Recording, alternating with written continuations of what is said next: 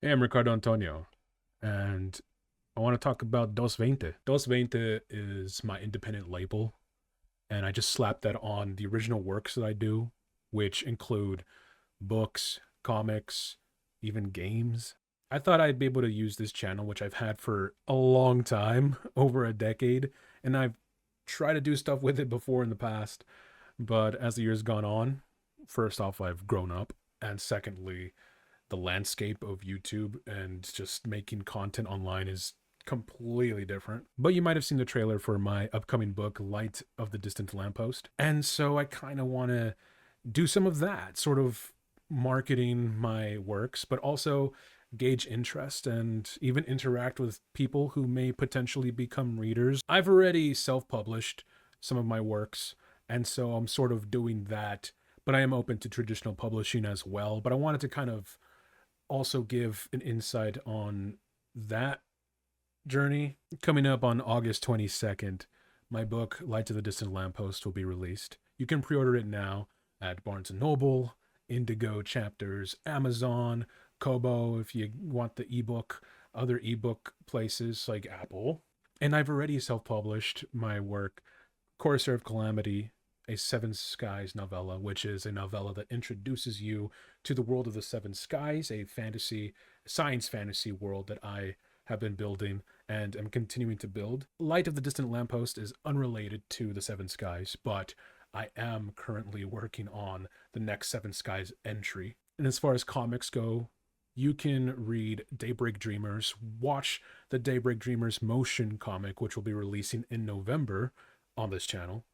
But you can read the comic now, a Cyberpunk one shot available right now in Global Comics. You can also order a physical magazine, Koguchi. Issue 2 Neo Future is available now from Koguchi Press, and Daybreak Dreamers is one of the short stories in that anthology. And at live events, which I also do, I also vend in artist alleys and other events where I have my stuff for sale as well. So I have physical copies of Daybreak Dreamers as a single issue, and Boro, which is about a half work, a fantasy comic, and the next three parts are still in the works. But yeah, I've been self publishing these things, and I'm going to continue doing that under the label of Veinte, and that's simply what it is. I also have a Discord server, the Veinte Villa, and in there we just hang out and talk about whatever, but a lot of times I give updates there. I also have an Instagram account, and Veinte is just my label.